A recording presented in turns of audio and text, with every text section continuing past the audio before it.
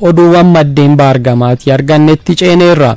Waancaa kilaboota addunyaan shaampiyooniin Awurooppaa Paris Saint-Germain yoo mo'amu Inter Miamiin injifateera.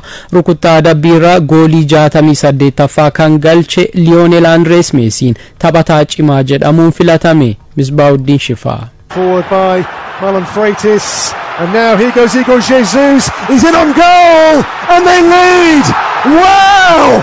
Waancaa kilaboota addunyaa US Ameerikaatti dorgomaa jiruun kaleessa taphoonni ramaddii marsaa lammaffaa yoo taphataman shaampiyooniin Awurooppaa Paris Saint-Germain injifatame. Atletico Madrid fi Inter Miami injifatanii jiru. Ramaddii baarraa kilaba Brazil Botafogo shaampiyoonii Awurooppaa Paris Saint-Germain yoo mo'atu Atletico Madrid injifannoo jalqabaa argate. Bakka bu'aan Brazil fi shaampiyooniin Ameerikaa kibbaa Botafogo goolii 1-0 shaampiyoonii Awurooppaa Paris Saint-Germain injifate. Igor Jesus goolii injifannoo Botafogo daqiiqaa 36 irratti Gianluigi Donnarumma irratti galche.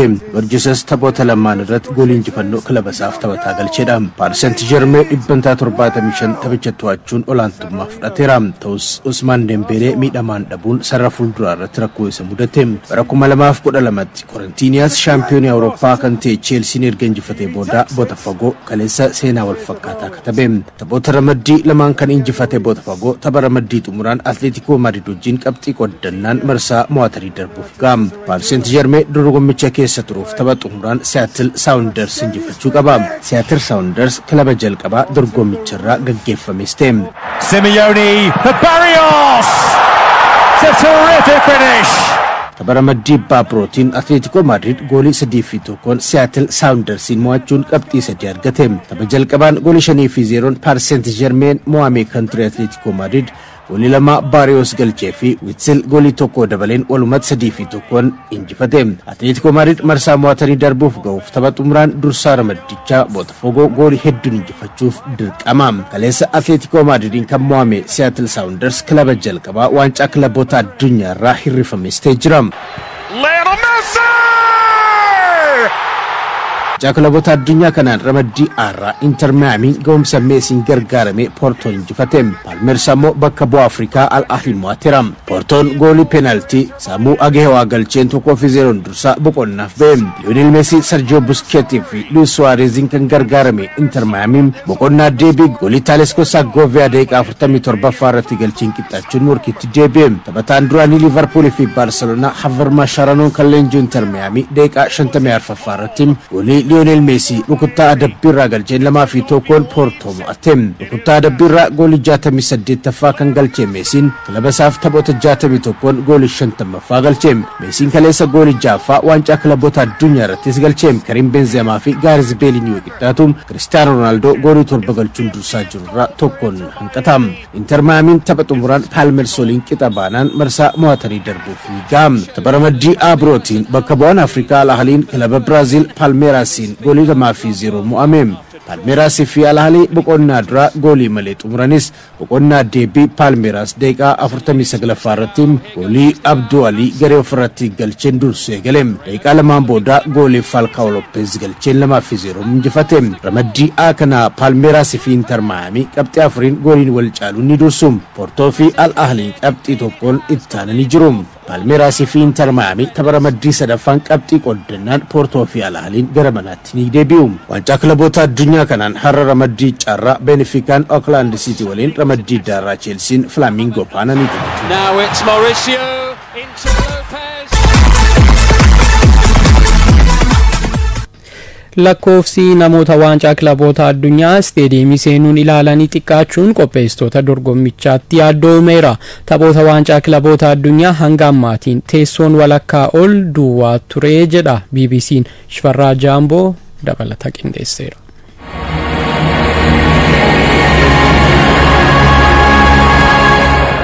Carraa kilaboonni maallaqa ittiin gabbifatan bal'isuu fi hirmaannaa kilaboota ardiilee hundaa akka babal'atuuf yaadamee bara kana yeroo jalqabaaf caasaa haran kilaboota 32 gidduutti dorgomamu kan eegale waancaan kilaboota addunyaa xumura irratti galma yaadame waan ga'u hin fakkaatu. Jalqabumarraa biyyoonni Awurooppaa dorgommii akka malee qeeqaa turan amma karaa miidiyaalee isaaniin dorgommicha xiqqeessuu itti fufan. Biyyoonni Awurooppaadhaa waancaa kilaboota addunyaa duraa dorgommii Suupparliigii Awurooppaa hundeessu qopheessuuf turan FIFA fi hirmaannaa deeggartoota osoo hin milkaa'in hafe amma waancaa kilaboota addunyaas hanqinni deeggartoota miidhagina dhoowwe. Magaalota Ameerikaa 12 keessatti dorgomaa kan jiru waancaan kilaboota addunyaa kilaboonni 32 erga waliin dorgomuu eegalanii taphoota ramaddii lammaffaatti ceeraam. Ta'us hanqinni deeggartoota taphoota kilaboota ciccimoo dabalatee harki caalu teessoon duwwaa ta'ee mul'ateeraam. Dorgommicha dura FIFAn deeggartoonni hedduun akka seenanii tapha ilaalanii gochuudhaaf tikkeettii ittiin seenan gatii isaa baay'ee gadi aanaa ta'e dhiyeessuu ibsee ture. Inumaayyuu barattoonni tapha seenanii daawwachuuf tikkeettii $14 kan hin caalleen akka bitatan haala mijeessee jechaa ture. Akka gabaasa BBC Sport jedhutti hanga ammaatti teessoon 400 ol duwwaa ture jedhama. Waliigalaan taphoota gulaalli hanga ammaatiin deeggartoonni 500 hin caalletu seenee ilaalee miliyoona tokkooyyuu guutuu hin dandeenye harka 56.8 qofa akka jechuutiin taphoota ramaddii 16 hanga ammaa taphatameen deeggartoonni harka 50 qofatu istaadiyeemii seenee daawwate. Tapha deeggartoonni muraasni daawwatan keessaa kan Mamelodi Sundowns fi Ulsa HD yoo ta'u deeggartoota 3,412 qofatu seenee ilaale. Kunis harka 13.6 qofa ture. Gaazixeessaan naannoo sana ture Mahar Maazii jedhamu taphichi eegaluudhaan dura namoota 97 qofatu istaadiyeemii keessa ture. Hanga daqiiqaan 10 hafuutti ammoo namoota 577 qofatu achi ture jechuun gabaase. Taphoota kilaboota akka Urawa Diamond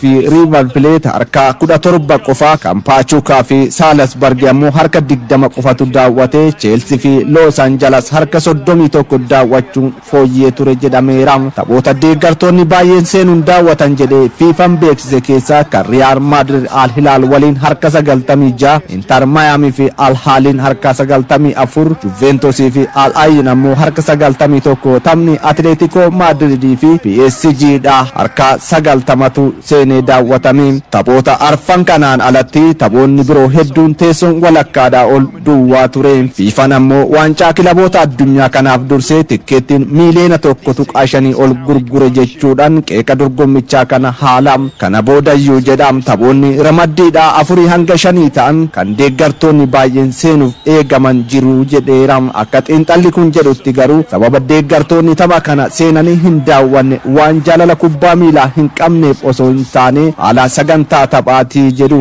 barruu Atalantaaf kan barreessu Doug Robertson sababa namoonni tapha seenanii hin daawwanneef baay'eedha jedham. Sa'aatiin taphaaf hojii idilee jiraattota walirra bu'ee yeroo tapha namoonni hojii isaanii deemuu jedham. Fakkeenyaaf tapha Chelseaf tikkeettiin 70 gurgurame harki 31 qofatu dhaqee taphicha daawwate. Sa'aatii mijataa waan hin turreefi yoo xiqqaate taphoonni 2 fi 3 yeroo idilee namoonni hojii isaaniitti bobba'anitti taphatama. Tapha Borussia Dortmund fi Fluminense teessoon 40 kan Manchester City fi Wydad Casablanca dha teessoon 30 duwwaa kan ture. Sababuma kanaafi dabalataan waancaan kilaboota addunyaaf dorgommiin CONCACAF achuma Ameerikaatti dorgomu yeroo wal fakkaatatti dorgomamuun dhiibbaa biraa uume jedhameera. Kunis ta'ee biyyoonni Awurooppaa dorgommii kanaaf fedha dhabuun qeeqa hammeessus dhugaan jiru garuu ammas FIFAn dorgommicha irratti hojjechuun akka hafu akeekamu. Kun ammoo waancaa addunyaa biyyoota Ameerikaa 3 Meeksikoo, Kanaadaa fi US Ameerikaan waliin qopheessaniif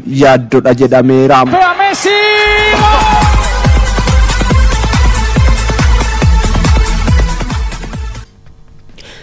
Waldaan taphattoota kubbaa miilaa Piroofeeshinaalaa kaadhimamtoota taphataa cimaa Piriimeer Liigii Ingilaand beeksise.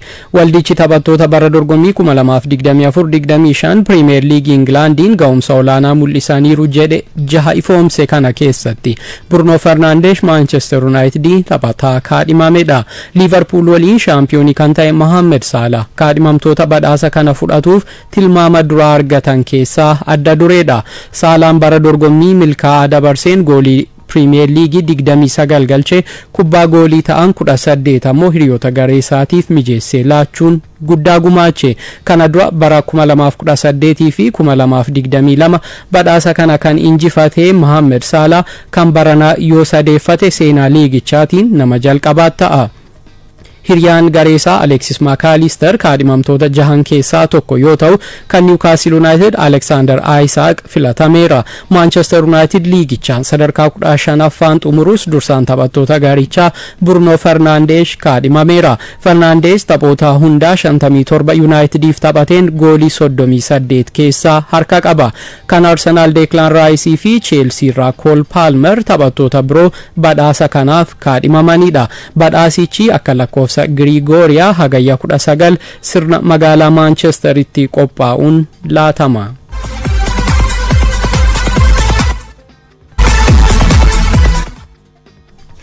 Kilaboonni Premier League England Manchester City fi Tottenham Hotspurs adabaman. Manchester City bara dorgommii xumurameen taphoota liigichaa 9 irratti barfachuu isaatiin adabbiif saaxilame.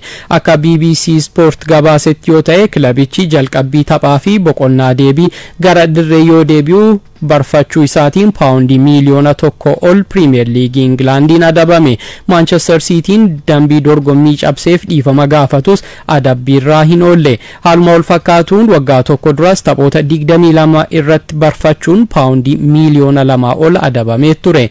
Daqiiqaa dheeraan inni barfatee tapha darbii Maanchuwaaniin muddee bara 2024 irratti boqonnaadhaa yoo deebi'u daqiiqaa 2 sekoondii 24 kan turedha. Adabbii kanas torbee lama keessatti akka kaffalu Premier League'n itti mureera. Tottenham Hotspurs naamusa deeggartoonni isaa cabsaniif paawundii 75,000 waldaa kubbaa miilaa Ingilaandiin adabameera. Kilabicha adabbiif kan saaxilee tapha liigichaa fulbaana darbe Old Trafforditti Manchester United injifatan irratti faaruu hin malle faarfachuu isaaniitiin jedhameera.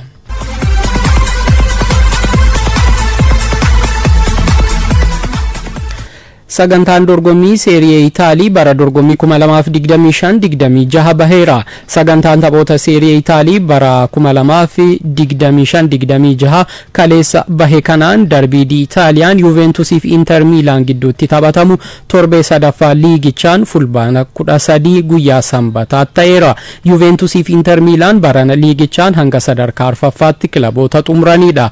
Inter Milan Naapoli waliin hanga tapha xumuraatti morkachuun waancaa dhabuun isaanii yaadatama.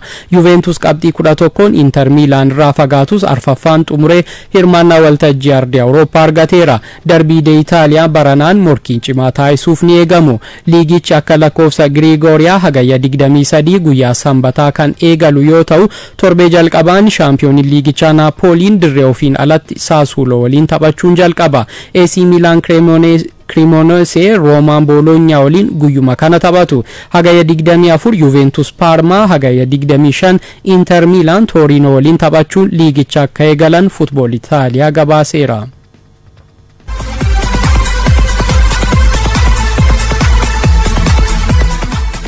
Champion in England Liverpool Ricardo Britain fooyyessuun paawundii miliyoona 100 fi miliyoona 16 mallatteessifachuuf kan walii gale Florian Wirtz qorannoo fayyaa jalqabaa taasisuuf Merseyside gaheera.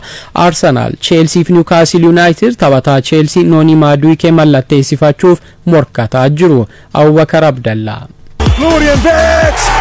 Lammiin Jarmanii Florian Wirtz jijjiirraa Bayer Leverkusen irraa gara Liverpool taasisu xumuruudhaaf kaleessa gara UK'tti maleera. Chaampiyooniin Premier League England Liverpool jalqaba paawundii miliyoona 100 jijjiirraa kanaaf kafaluuf kan walii galee yoo ta'u tomaata keessa dabalata paawundii miliyoona 16.5 dabalee paawundii miliyoona 100 fi miliyoona 16 kafaluun fudhachuudhaaf walii galee. Kun immoo Ricardo Britain Chelsea bara 2023 Moises Caicedo paawundii miliyoona 100 fi miliyoona 15 Brighton irraa yeroo fudhatu galmaa'e kan fooyyessu ta'a. Taphataan umrii 22 Wirtz qorannoo fayyaa haala gaariin yeroo xumure har'a waliigaltee waggaa 5 mindaa torbeetti paawundii 100 fi 95 hanga 200 fi 45 tti guddachuu danda'uun mallatteessuu akka danda'utu himame. Leenjisaan Liverpool Arne Slot tooftaa taphataa kanaatti waan gammadaniif isa mallatteessifachuudhaaf itti cichan jedhame. Florian Wirtz bara darbee Bayer Leverkusen Bundesligaan lammaffaan yeroo xumuru taphoota 25 jalqabaan taphateen goolii 10 galchee 12 mijeesseera. Waggaan dura immoo kilabicha waliin waancaa kilaboota Jarmanii fi Bundesligaa Jarmanii mo'ateeti ture. Taphataan Bayer Leverkusen biroo Jeremy Jeremy Frimpong paawundii miiliyoona 29.5 gannuma kana Liverpoolitti dabalamuunis ni yaadatama. Leenjisaan Liverpool Arne Slot taphataa ittisa bitaa Milos Kirkes paawundii miiliyoona 45 fudhachuu akka fedhus himamaa tureera. Gama biraatiin Leverkusen taphataa ittisa Liverpool Jarel Kwansaa fudhachuudhaaf sochiirra jira. Taphataan ganna 22 kun bara darbe Liverpool keessatti carraa taphaa argachuu hin dandeenye. Liverpool Crystal Palace irraa Mark Guy barbaadaa jiraachuun Jarel Kwansaa Liverpool gadhiisuu akka danda'u kan akeeku jedhamaati jira. Chelsea immoo Newcastle Unitedin barbaadamaa kan jiru Joao Pedro paawundii miiliyoona 60 fudhachuudhaaf Brighton waliin marii eegaluunis himameera. Taphni England fi taphataa sirra qarqaraa Chelsea Mohamed Maduke Arsenal dabalatee Newcastle United akkasumas kilabiin isaa jalqabaa Tottenham mallatteessifachuu akka barbaadantu himame.